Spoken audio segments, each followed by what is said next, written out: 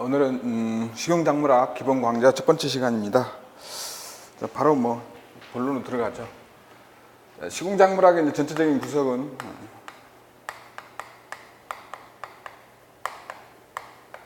일단 벼가 가장 먼저 많은 분량을 차지하고요. 벼에서 한 6개에서 한 8문제까지 출제가 됩니다. 그다음에 이제 맥잡 두서 형태로 되어 있죠. 자, 맥류, 잡곡, 두류, 서류 이렇게 구성이 되어 있습니다. 이제 전체적인 구성은 항상 어떤 작물의 이제 그 형태 구조부터 이렇게 구성이 되어 있고요. 형태 구조, 그다음에 생리 생태, 생리 생태에서 이제 재배 환경, 재배 기술 부분, 그다음에 수확후 관리, 수확 및 수확후 관리,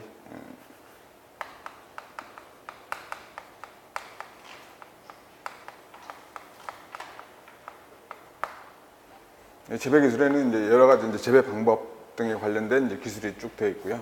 수확 및 수확후 관리, 그다음에 품종 및 이용의 내용으로 쭉 되어 있습니다. 나머지 내용들도 이제 전반적으로 이렇게 구성이 되어 있고요. 내용이 좀 짧을 뿐이죠. 맥류에는 이제 보리, 밀, 호밀, 귀리 형태로 되어 있고요. 출제 비중은 당연히 이제 보리가 가장 많고요. 보리가 적게는 한 문제 내에서 이제 2문제 정도까지는 항상 출제가 되고요. 나머지 이제 밀, 호밀 중에서는 이제 보통 이제 밀이 단독 문제로 출제가 되거나 아니면 이제 선제 하나 형태로 서로 이제 상호 차이점을 이제 비교하는 문제 형태로 이제 출제가 된다 이렇게 보시면 되고요. 그다음에 잡곡류에는 이제 옥수수, 수수, 조, 피, 그다음에 기장, 메밀, 율무까지 7개의 작물이 이제 잡곡류에 속해 있고요. 마찬가지로 이제 잡곡류에서는 이제 옥수수 출제 비중이 가장 높고요. 내용들이 좀 많아서 보통은 한 2문제, 적을 때는 문제가 한 문제 출제될 때도 있지만 보통은 한 2문제 정도는 출제가 되고요. 나머지에서 이제 메밀이나 율무 정도에서 이제 단독 문제로 이제 한 문제 정도 이제 가끔 이렇게 출제가 되고, 나머지 요 정도들은 수수나 조피, 기장은 이제 거의 단독으로 출제되는 경우는 없고 보통 혼합형 문제로 이제 서로 차이점 비교하는 문제 형태로 이제 출제되는 경향이다 이렇게 보시면 되고요. 그다음에 두류는 이제 콩, 팥, 녹두, 그다음에 동부,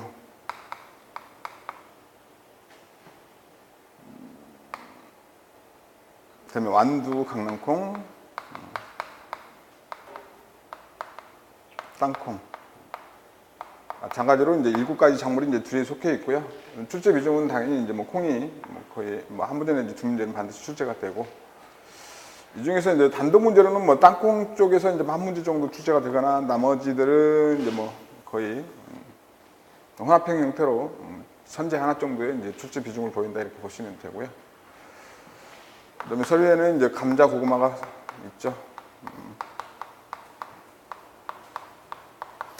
단독으로 한 문제씩은 거의 이제 기본적으로 출제가 되고요. 많게는 이제 2문제가 출제가 될 수도 있고, 그다음에 이제 혼합형 문제 형태로 차이점 비교하는 문제, 올해차 문제에도 출제가 많이 됐었고요. 그다음에 이제 전체 이제 혼합형 문제도 이제 간혹 요즘은 난이도가 높아지는 형태로 출제가 된다 이렇게 보시면 되고요. 근데 이제 올해차 이제 지방직 시험을 보면은 이제 작물 기초 쪽에 이제 출제 비중이 좀 높았습니다. 3문제 정도까지 출제가 됐었어요. 그래서 이제 작물 기초는 별게 아니고요. 이제 재배학에서 이제 배웠던 내용들이 이제 충분히 숙지가 되면 이쪽에서 식용작물학에서도 많이 활용이 된다 이렇게 보시면 되고요. 마찬가지로 식용작물학에서 이제 했던 내용들이 이제 또 재배학에서도 기초 학문으로 또 이용될 수도 있고, 그러니까 전반적으로 이제 두 과목을 잘 해놓으면 이쪽에서 도움이 되고 저쪽 과목에서 도움이 된다 이렇게 보시면 되겠습니다.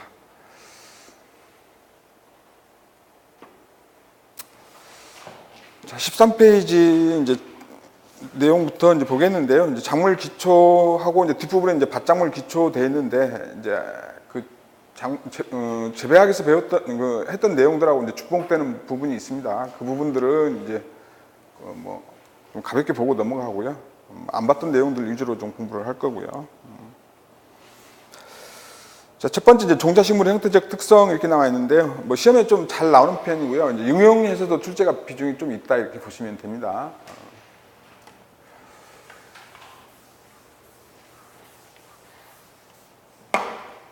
일단은 식물계 이제 구조를 보면 식물은 관다발이 있느냐 없느냐로 일단 관다발의 유무로 좀 구분을 하죠.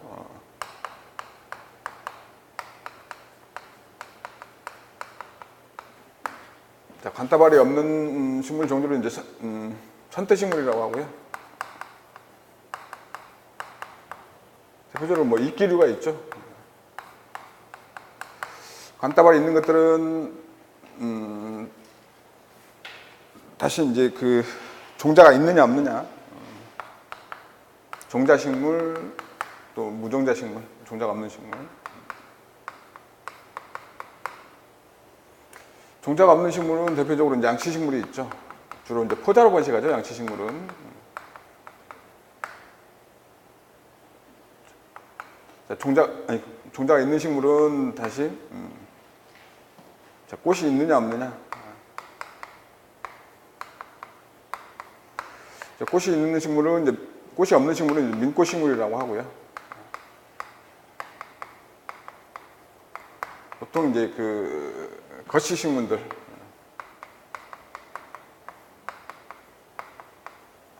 보통 이제 나자식물이라고도 하죠, 한문으로.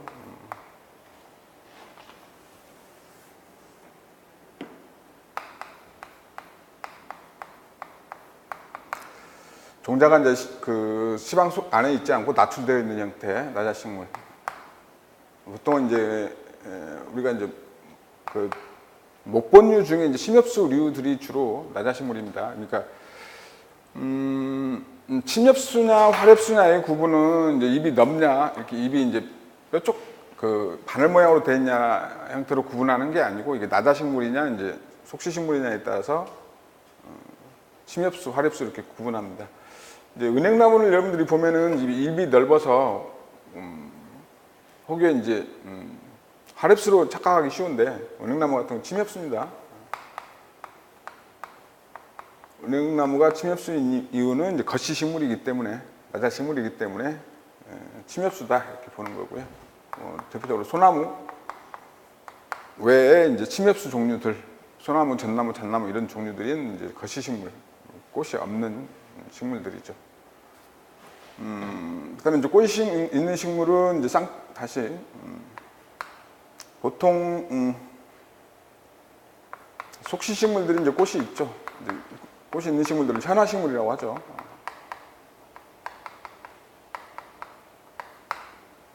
속시식물들이 이제 현화식물이고요.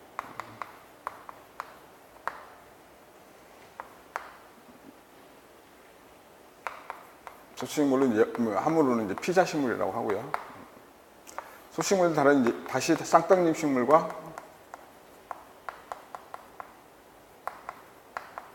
이제 외떡잎 식물로 이제 구분을 하죠.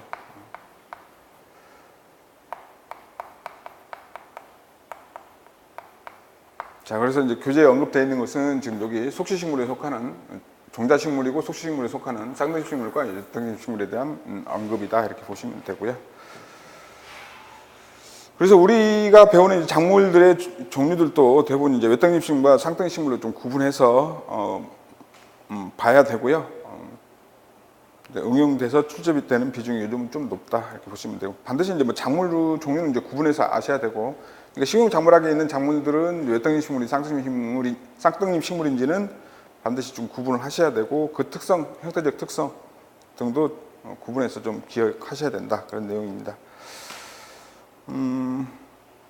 보통 이제 거시식물들은 목재와 종이를 제공하는 용도로 사용이 되고, 속시식물들은 이제 식량 작물들이 주로 이제 속해 있다 이렇게 보시면 되고요. 속시식물은 다시 외떡잎 식물과 쌍떡잎 식물로 구분을 하고, 외떡잎 식물의 종류에는 주로 이제 벽과 작물들이 주로 외떡잎 식물에 속하죠. 벽나 보리, 밀, 옥수수, 귀리, 기장, 수수 등도 다 이제 외떡잎 식물에 속하고요. 쌍떡잎 식물은 이제 뭐 여러분들이 형태적으로 이제 모르니까 그냥 뭐 외울 수밖에 없는데 형태적으로 알면은 그냥 구분이 가능한 거죠.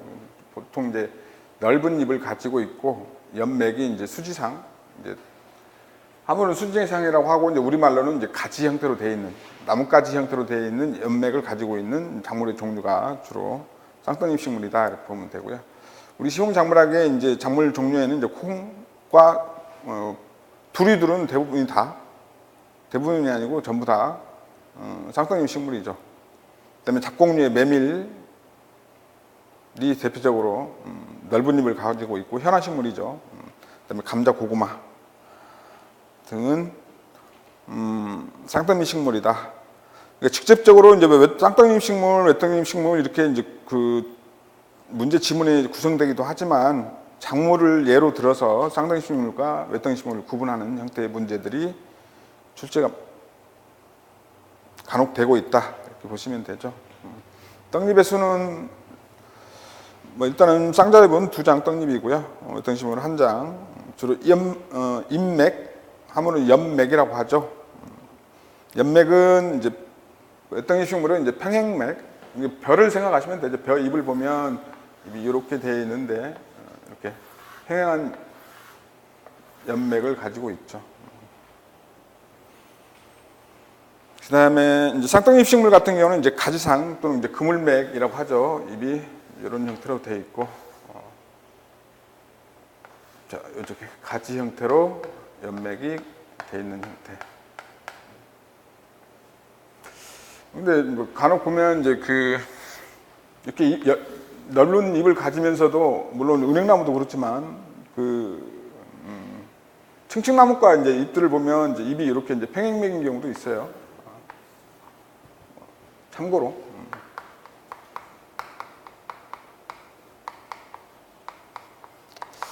보시면 이제 뭐 측층나무과에 이제 보통 산수유, 그다음에 이제 말치나무, 그다음에 층층나무는 당연히 들어간 거고, 산수유, 산딸나무 이런 종류들은 이제 연맥이 넓은 잎을 가지면서 이렇게 평행맥을 가지고 있는 경우도 있다.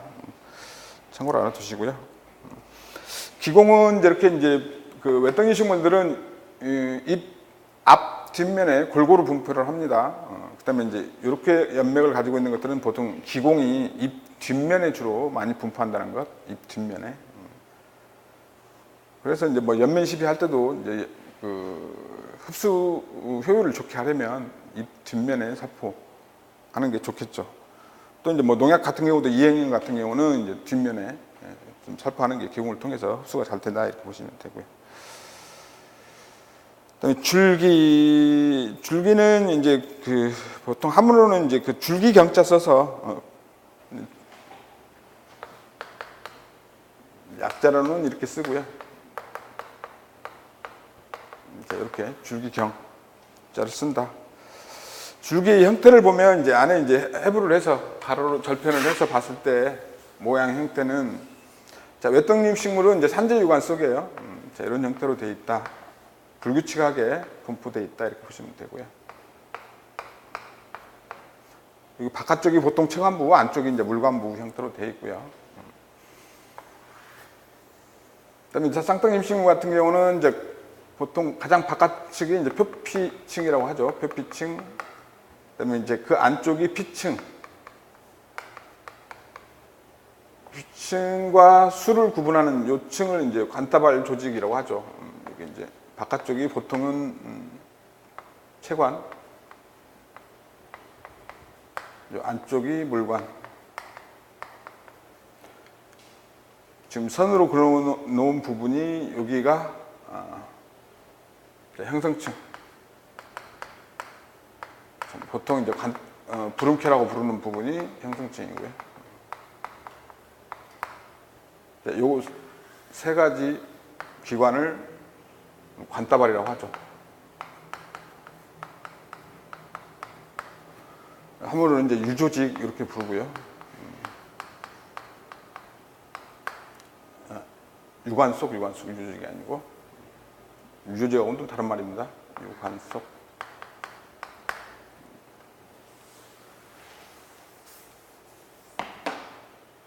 자, 요 안쪽이 이제 수 이렇게 부르죠. 그래서 이제 피층과 수의 이제 기본 조직계로 되어 있고 이렇게 원형의 관따발을 가지고 있다 이렇게 보시면 되죠. 그래서 보통 쌍둥이 식물은 여기 이제 부름캐가 있기 때문에 이제 부피 생장이 가능하지만 이렇게 외덩이 식물들은 이제 부피 생장이 안 되죠. 부피 생장 또는 직경 생장이라고 합니다. 직경 생장이 안 되는 그런 특성을 가지고 있다 이렇게 보시면 되고요.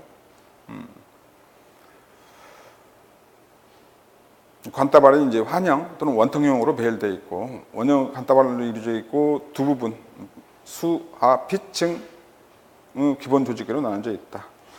그다음에 꽃은 보통 꽃잎의 수는 이제 보통 세모 배수 외덩이 식물은 그러니까 뭐 외덩이 식물은 호수니까 꽃잎도 사무 배수인 호수 형태로.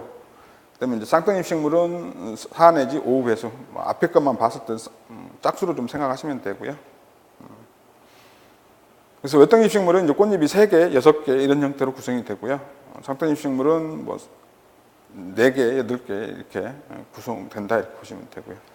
그다음에 뿌리 형태는 보통 외덩이 식물은 이제 벼의 뿌리를 보면 알겠지만 이제 수연 뿌리 형태로 가는 뿌리들이 이제 달린 형태로 되어 있고요. 역할은 이제 지지, 그다음에 이제 뭐 아무튼 양수분의 흡수 등. 그다음에 이제 쌍둥이 식물들은 이제 직근 원뿌리 형태로 되어 있는데 보통은 이제 직근은 양수분 흡수하고는 관여가 없고요. 보통 이제 그 지지 역할을 하고 그다음에 이제 그 직근에서 나오는 그 곁뿌리들도 곁뿌리와 이제 요 직근 주근이죠. 주근하고 곁뿌리들은 이제 지지 역할. 그다음에 이제 이 곁뿌리들에서 나오는 이런 가는 뿌리들 이거 이제 근모라고 하는데요. 뿌리털이라고 하죠, 우리말로는. 이제 근모들에서 이제 양수분 흡수가 일어난다 이렇게 보시면 되죠.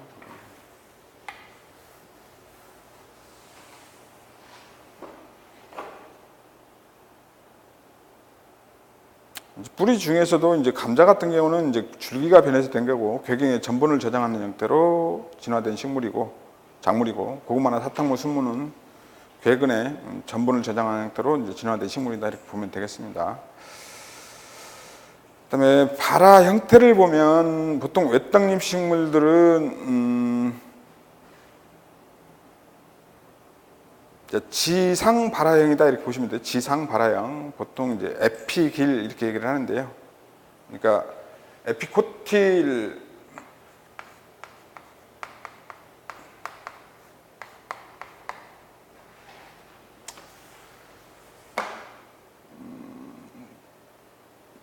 상배축이 이제 지상부로 올라오는 형태죠. 그래서 에피길이라고 합니다. 지상 발화형.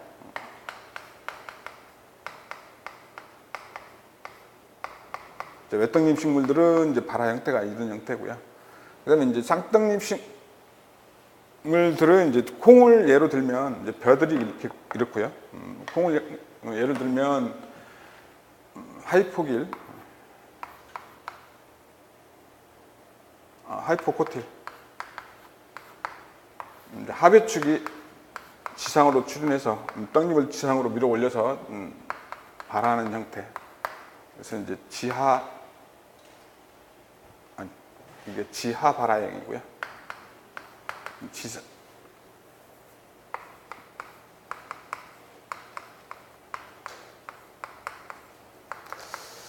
그러니까 지하 발화형은 종자가 이제 땅 속에 있는 거고요.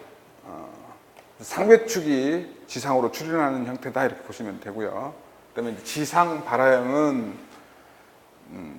종자가 이제 땅 위로 올라오는 거죠. 그래서 하배축이 종자를 밀어 올려서 떡잎이 이제 지상 위에 전개되는 그런 형태를 이제 지상 발화형, 지하 발화형, 에피길, 지하 발화형, 에피길, 지하 발화형, 하이포길, 지상 발화형, 하이포길 이렇게 얘기를 합니다. 근데 이제 쌍떡잎 식물 이제 예외가 있어요. 시험에 좀 잘 나오죠. 뭐 예외는 반드시 좀 기억을 하셔야 되고요. 이게 두류 중에 이제 완두, 팥, 잠두 요 세 가지가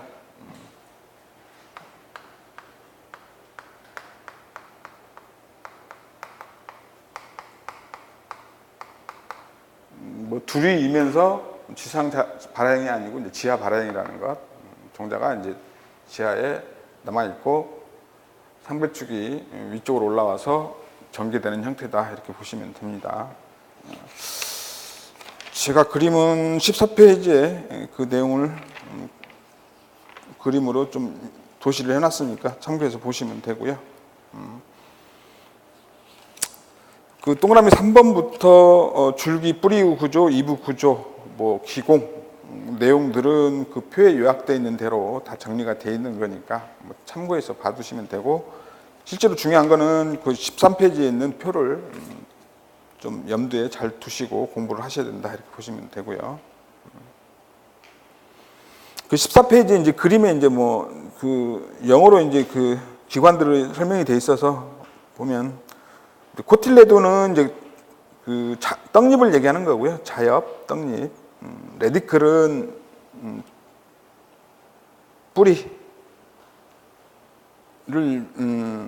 의미하는 거다 이렇게 보시면 되죠. 첫 번째가 이제 빈 종류, 콘 종류는 이제 지상 발화형.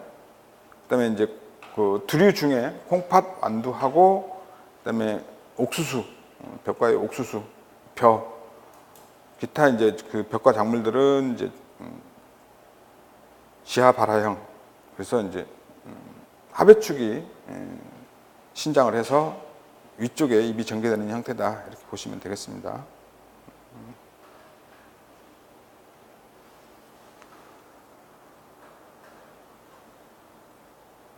자, 15페이지 보면 이제 꽃의 형태와 구조. 보리나 밀, 옥수수 등은 꽃잎이 없는, 보통 벽과들은 이제 꽃잎이 없는 형태죠. 그다음에 콩, 감자, 고구마 등은 꽃잎을 가지고 있다. 그래서 일반적으로 이제 자연계의 이제 그 원리상 보통 이제 꽃을 아름답게 피우는 이유는 이제 곤충들을 유인하기 위해서 그렇죠. 그래서 보통 이제 꽃이 화려하게 피는 그 식물들은 보통 이제 곤충을 유인해서 타식을 하는 경우가 많아요. 대표적인 예로 보면 이제 메밀 같은 경우가 그렇죠.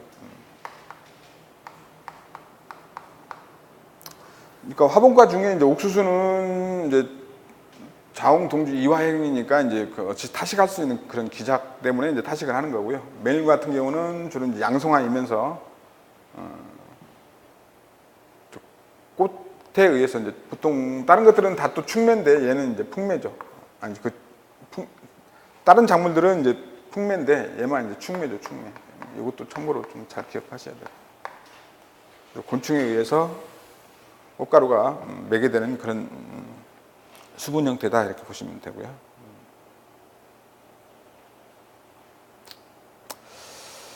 그다음에 옥수수는 암수가 분리되어 한 개체 내에서 각자 독립적인 암꽃과 숫꽃을 이루고 있으나 나머지 작물들은 암수가 같은 꽃 안에 존재한다. 이제 암수가 같은 꽃 안에 존재하는 것을 양성화. 그다음에 이제 아무튼 앞에서 한번 얘기했지만 꽃은 일단 양성화, 단성화로 구분을 하고 단성화는 자웅 동주 또는 자웅 이화 또 합쳐서 그냥 자웅 동주 이화 이렇게. 뭐 옥수수에는 보통 이제 용어를 그렇게 부르고 있습니다. 그래서 옥수수는 한 개체 내에 암꽃과 숫꽃이 분리되어 있는 자웅 동주 이화 형태다 이렇게 보시면 되고.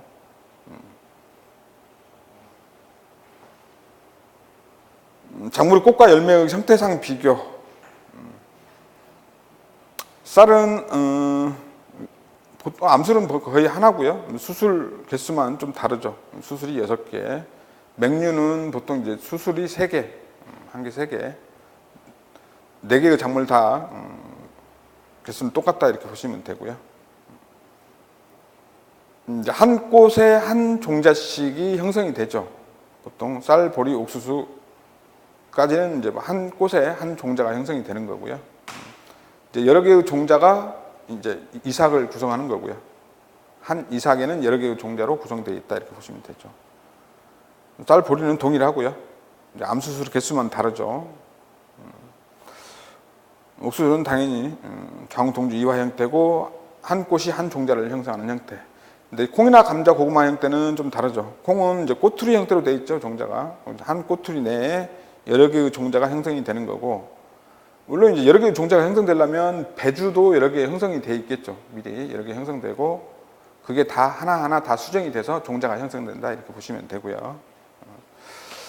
자, 감자나 고구마 형태는 그 이제 이런 이제 종자 형태는 이제 삭과라고 합니다. 삭과. 삭과 형태는 이제 그 씨 방에 방이 여러 개로 이제 나눠져서 거기 하나의 방 안에 종자가 형성되는 형태를 이제 삭과라고 하는데 삭과 형태다 이렇게 보시면 되죠.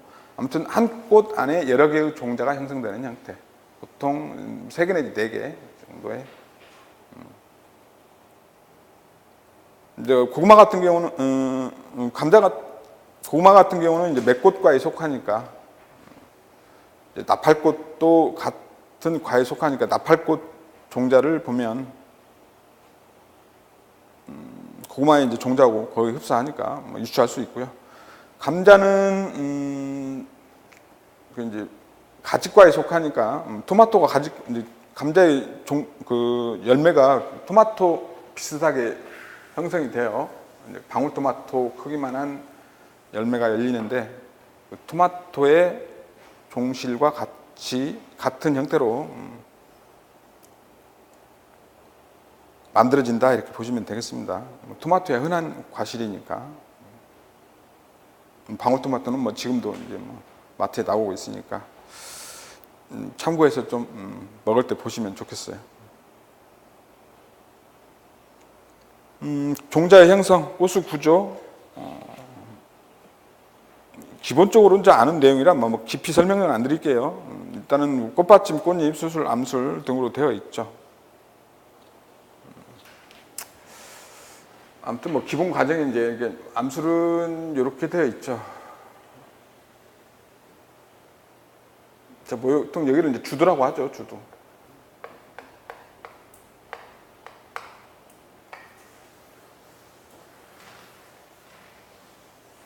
이게 이제 화주고요. 이 부분이 이제 C방 또는 자방 이렇게 얘기를 하죠.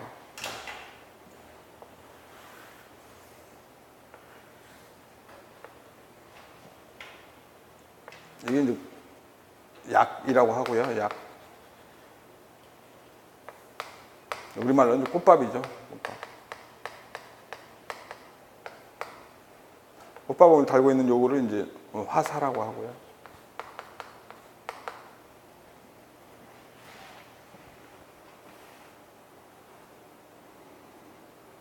그 다음에 밑에 꽃받침, 그 다음에 모든 부분들을 다 달고 있는 꽃받기 그런 형태로 되어 있다 이렇게 보시면 되고요.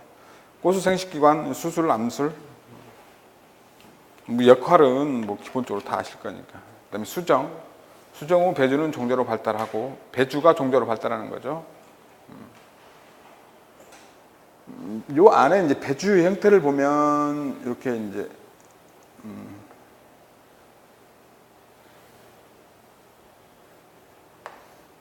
요 바깥쪽이 이제 외주피, 요 안쪽이 내주피 그래요. 주피, 저기 안쪽이 내주피. 배주를 감싸고 있는 요 부분을 이제 주심이라고 하고요. 주심.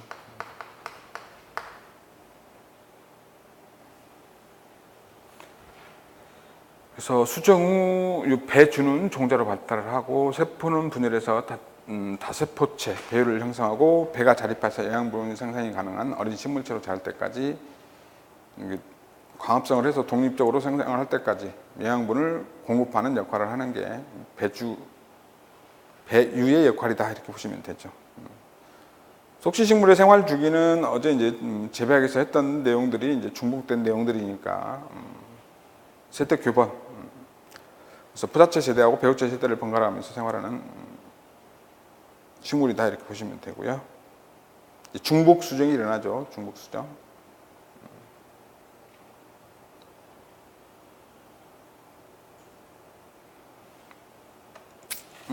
아무튼 뭐 여기 이제 기초 수분 수정과 관련된 또는 이제 그 작물의 이제 그 형태, 그 생식기관의 형태 이런 것들은 뭐 앞으로도 계속 반복이 될 거니까 계속 작물별 또 그런 내용들이 출현이 되니까 여기서는 이 정도까지만 보고 가겠습니다.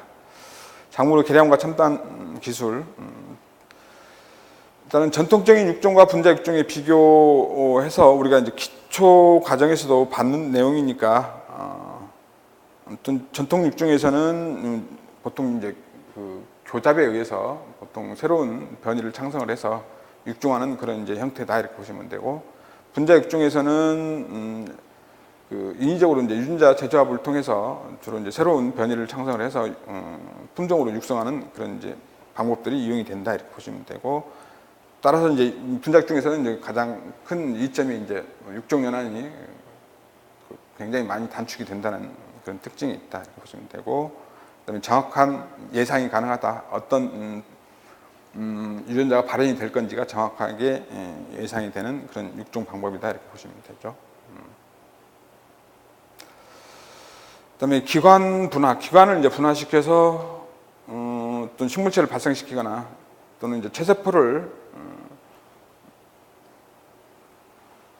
또 뭐 품종으로 육성하는 방법 등도 이제 이용이 된다 이렇게 보시면 되고요. 뭐 차이점 등을 좀 구분해서 보시면 되겠고요.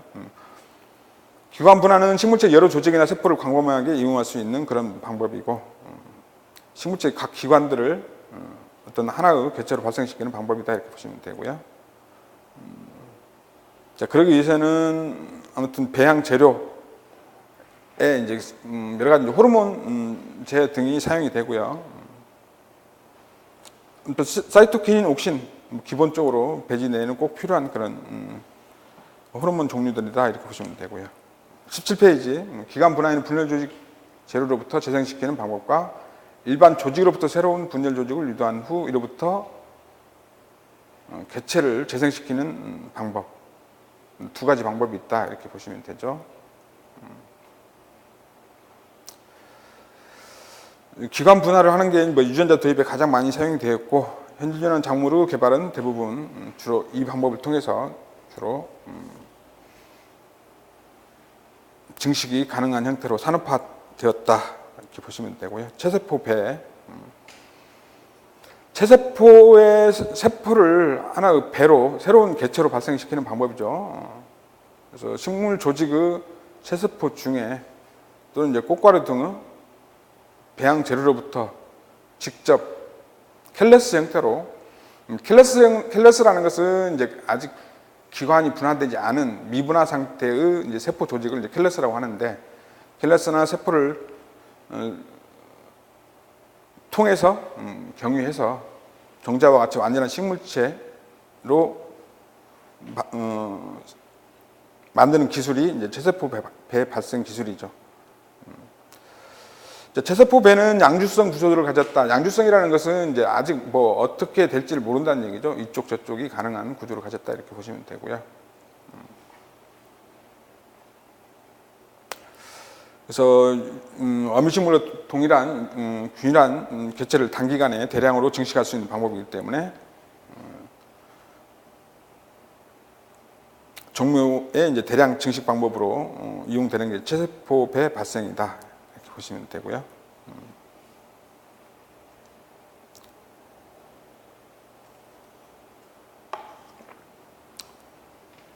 기관 분화와 이제 체세포 발생의 이제 차이점은 일반적으로 이제 기관 분화법보다는 체세포 발생이 어렵기 때문에 형질 전환에는 주로 이제 기관 분화법이 많이 이용이 된다 이렇게 보시면 되고요.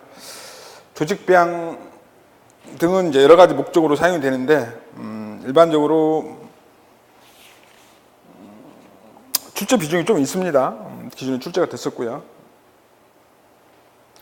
조직 배양을 하는 목적. 조직 배양이라는 것은 뭐 식물체의 일부분을 기관이 됐든 아무튼 세포가 됐든 일부분을 떼내어서 이걸 이제 묵은 상태로 배양을 해서 하나의 개체를 만들어가는 과정이 이제 조직 배양이다 이렇게 보시면 되고, 조직 배양을 하는 목적. 일반적으로 번식이 어려운 식물을 기내에서, 그러니까 실험실 내에서 생산하는 목적으로 이제 하는 게 한 가지이고요. 대표적으로 이제 난 종류가 이제 대표적으로 그렇고요. 뭐 대부분은 이제 요즘 서양 난들은 대부분이 원예 난들은 조직 배양을 통해서 생산한 것들이 대부분이죠. 그다음에 상업 목적의 이제 기내 묘 대량 생산 등에도 이용이 되고요. 그다음에 무병식물체, 대표적으로 이제 뭐 감자 같은 경우는 그 노지에서 이제 시감자를 생산할 때 그 진딧물에 의한 발해습병 이병률이 굉장히 높기 때문에 기내에서 시감자를 생산하는 경우가 조직배양의 하나 목적이고요. 태화는 배나 배주 배양에도 조직배양이 이용이 되고요. 그러니까 이제 배나 배주는 이제 종속간 보통 교잡에서 이제 임신율이 떨어지는 이유는 이제 배나 배주가 이제 퇴화하기 때문에 그렇거든요. 그 퇴화하기 이전이나 또는 이전에 그 배나 배주를 조직배양을 통해서 식물체로 만들어내는 방법이 조직배양으로 이용이 된다 이렇게 보시면 되고요. 반수세 식물, 그다음에 유전자 조작, 식물체 분화, 그다음에 기내 배양, 변이체 선발. 기내 배양할 때 이제 그 캘러스 같은데 이제 그 스트레스를 주면은 어떤 변이들이 많이 생겨요. 이제 그걸 새로운 또 식물체로 만들어내기도 하고요. 그다음에 유전자원 보존에도 조직배양이 이용이 된다. 이렇게 보시면 되고요. 18페이지. 뭐 사례인데 보통 고구마와 유전자원 보존이라든지 소형 시감자 대량 생산 앞에서 설명드렸던 그런 내용들이고요. 그다음에 배양이라든지 배주 배양 등에도 조직 배양이 이용이 된다.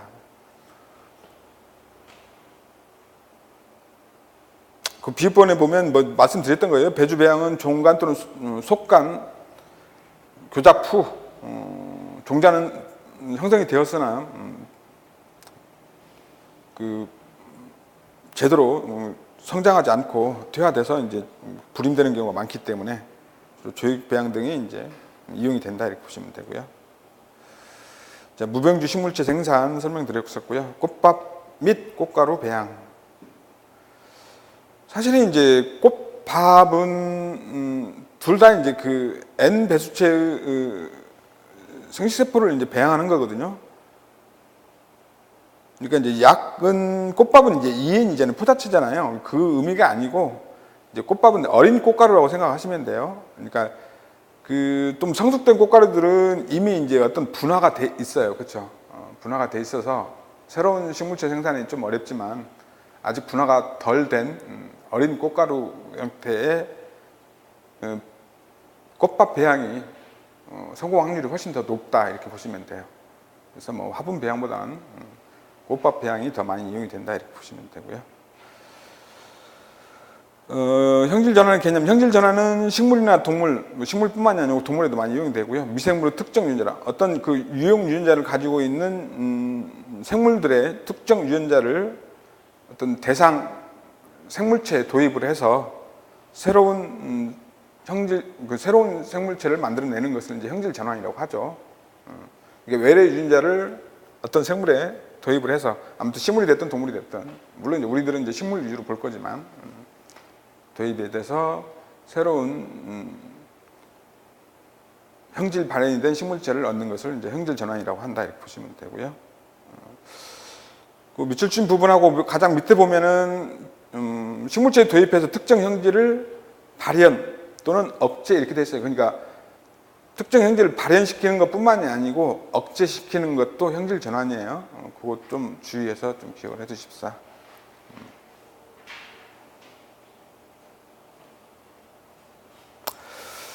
그 다음에 이제 형질 전환 방법으로 이용되는 방법이 이제 크게 세균을 이용하는 아그로박테리움법, 그 다음에 이제 입자총법 두 가지 형태의 방법을 가지 많이 이용이 된다 이렇게 보시면 되고, 특징은 아그로박테리움법, 세균을 이용하는 방법은 보통 그 성공 확률이 입자총보다 더 효과적이다 이렇게 보시면 되고, 성공 확률이 더 높다 이렇게 보시면 되고요.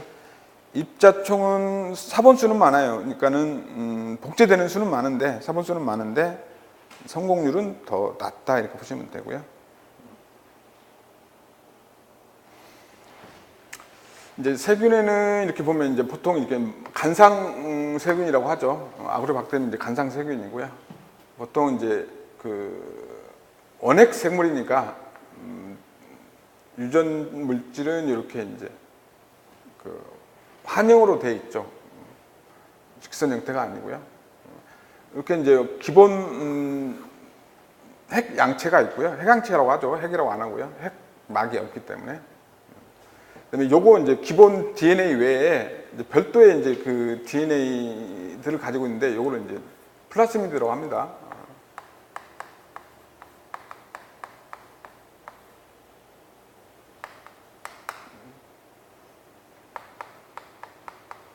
얘는 이제 없으면 안 되죠. 생명 활동 유지가 안 되니까. 그렇죠? 근데 얘는 뭐 없어도 생명에는 지장이 없고요. 또 외부로 나갔다 들어왔다 도입이라든지 이출이나 이입이 가능한 그런 유전체다 이렇게 보시면 되죠. 이 유전체 내에는 이렇게 이제 일정 부분 tDNA라는 부분이 있어요. 전체 여기 이제 플라스미드 내에 tDNA라는 유전체 부분이 있어요. tDNA. 여기에는 이제 항생제 저항성 유전자라든지 이런 것들이 포함이 되어 있어요.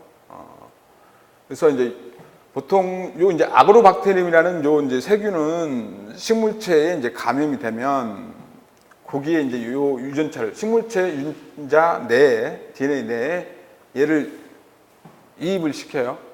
이입을 시키면 그 요 유전자가 발현이 되면 식물체의 뿌리에 혹을 형성해서 그러니까는 여러 가지 이제 호르몬 식물 생장 조영제를 이제 분비를 해서 그 호르몬에 의해서 이제 혹을 형성하게끔 하는 그런 유전자가 요 tDNA에 들어있다. 그래서 어떠한 이제 그 식물체에 이제 형질을 도입하려면 요 유전자 부분, 요 tDNA 부분을 이제 잘라내고 그 도입하고자 하는 유형 유전자를 여기다 이제 그 껴 넣으면 되죠. 그렇죠? 그래서 요걸 이제 요 세균을 대량 증식을 해서 그 식물체에 접종을 시킨 다음에 그 식물체를 새로 이제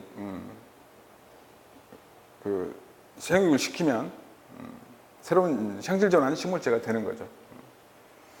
이제 그 과정이 그렇게 설명되어 있고요. 그러니까 이제 여기 부분을 이제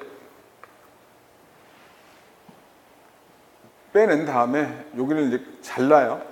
보통 이제 여기 자르는 요 가위를 제한 효소라고 하죠.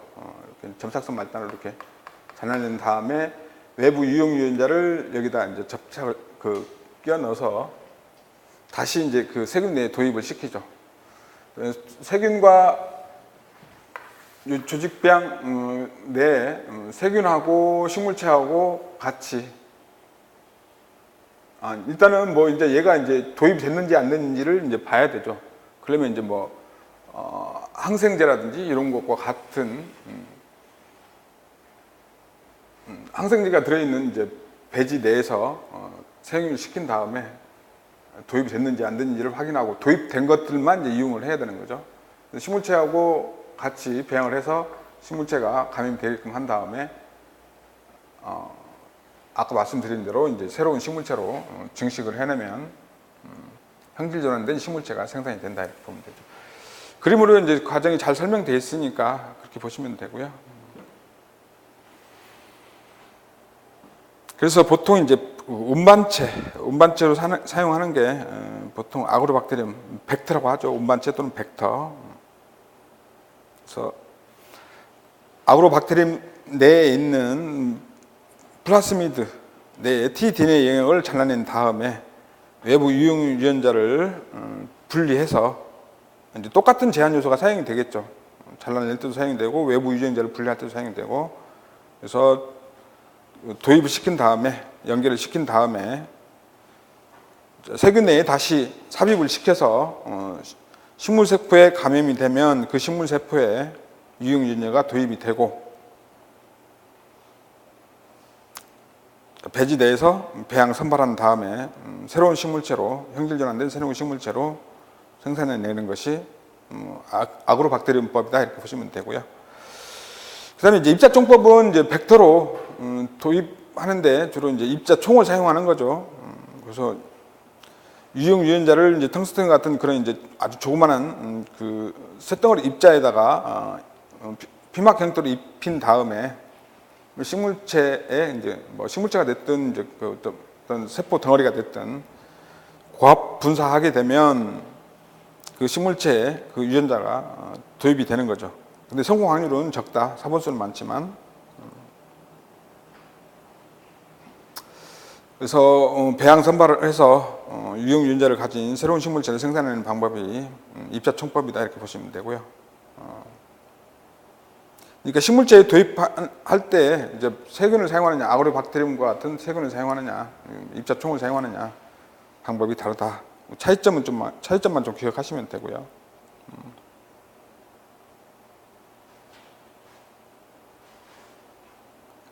그래서 이제 뭐 그 유전자를 요거 이제 종양을 형성하는 식물 세포의 종양을 형성하는 유전자를 요 플라스미드를 보통 이제 종양을 형성하는 그 플라스미드를 TI 플라스미드라고 해요.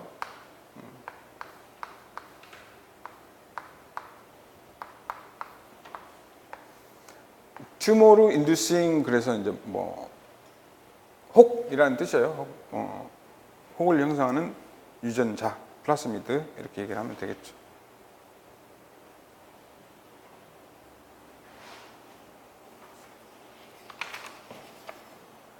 20페이지 BC까지는 다 설명을 드렸고요. 생명공학 작물의 개발 역사 쭉 이제 최초 왓슨과 크릭에 의해서 DNA 구조가 밝혀졌죠. 그다음에 73년도 중에 이제 유전자 재조합 기술이 개발이 됐고요. 그다음에 시퀀싱 방법이 77년, 83년에 이제 최초로 식물의 담배 및 피투니아의 형질 전환 식물들이 이제 최초 개발이 됐고요. 담배 포장 시험, 토마토 상업화 등을 통해서 최근 황금쌀 개발까지 형질 전환 작물들이 많이 개발이 되었다 이렇게 보시면 되고요. 대표적인 형질 전환 작물들의 사례 뭐 플레이버, 세이버, 라운드업, 레디, 그다음에 일가드, 볼가드, 골든 라이스 뭐 형질 전환 작물로 많이 언급되는 거니까 또 유전 쪽에서도 이제 우리가 재배할 때 많이 언급되는 내용들이니까 좀 기억을 해두시는 게 좋겠고요. 디귿번 내용들은 플레이버, 세이버는 이제 많이 들어보셨지만 이제 뭐 무르지 않는 토마토를 말하는 거죠. 플레이버 세이버 기술에 의해서 무르지 않은 토마토 플레이버 세이버라고 하죠. 안티센스 기술에 의해서 만들어졌고요. 그 내용은 이제 구체적으로 21페이지에 언급되어 있으니까 거기서 보기로 하고요. 아무튼 무르지 않은 토마토, 그다음에 라운드업 레디. 라운드업은 이제 뒤에서 우리가 제초제 공부를 할 때 이제 언급이 또 될 텐데 글리포세이트.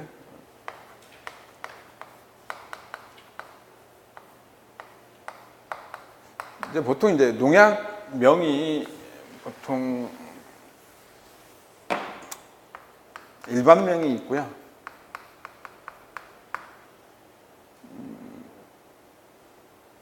또는 이제 계통명이라고도 합니다. 계통. 상품명이 있고 그렇습니다. 일단 두 개만 좀 알아두시면 좋겠고요.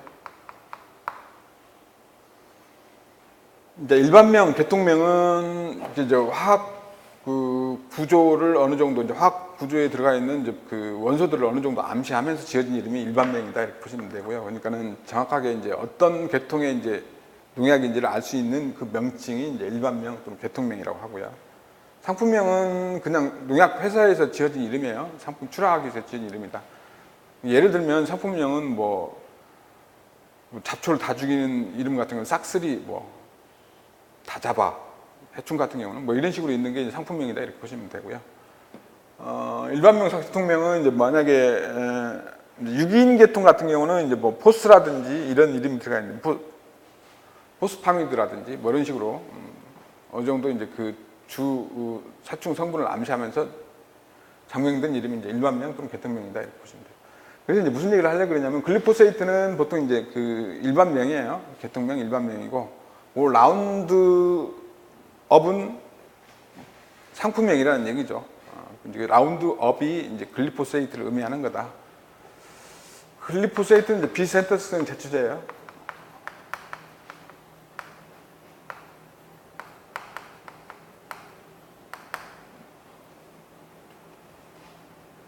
그렇기 때문에 이제 뭐 보통 아무튼 식물의 형태를 구분하지 않는다는 얘기죠. 식물의 형태는 이제 뭐 광엽,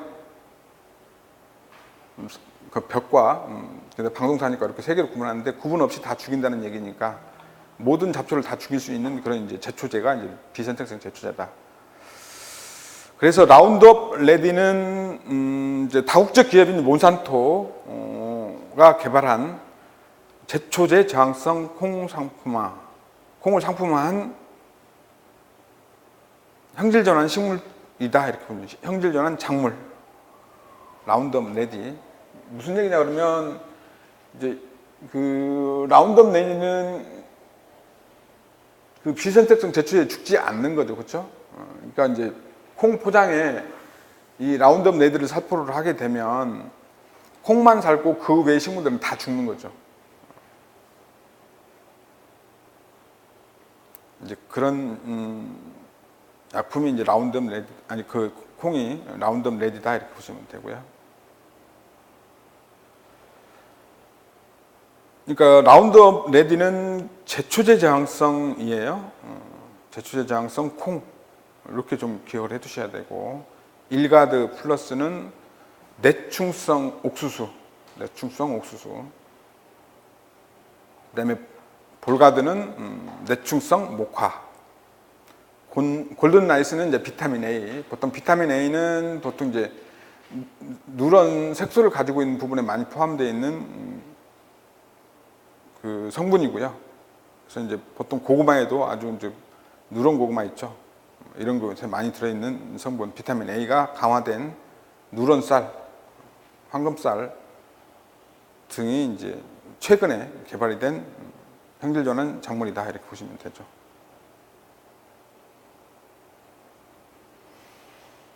그다음에 해충 저항성 유전자 이식 작물, BT진이라는 그런 약품이 있는데, BT진은 이제 BT가 이제 바실루스 투링기엔시스의 약자예요. 바실루스 투링기엔시스. 바실루스 속 그 세균이죠. 이제 이 세균들이 이제 곤충들의 이제 중장, 보통 이제 위라고 생각하시면 돼요. 중장. 위에 들어가서 살충 작용을 나타내는 그런 미생물 살충제다 이렇게 보시면 되고요. 그래서 나방 유충만을 목적으로 하는 BTK, 그다음에 파리목 유충만을 목적으로 하는 이제 BTI, 그다음에 BTT, 딱정벌레목 유충을 목적으로 하는 BTT 형태의 종류로 개발이 되어 있다 이렇게 보시면 되고요. 그다음에 네마진, NEMA예요. 네마진.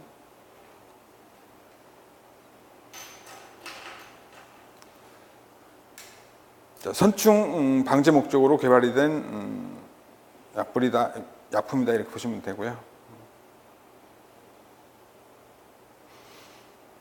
선충을 죽이는 단백질 효소 억제제의 특허 유전자를 가진 이식작물이다. 네마진.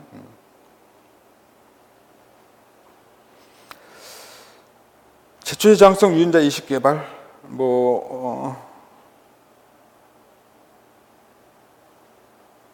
비선택성 제초 라운드업에 대한 저항성을 가진 유전자, 그래서 야생 피투니아라든지 대장균, 아그리온 바등 등에서 발견돼서 주로 이제 이걸 콩에 도입해서 품종을 육성한 거다.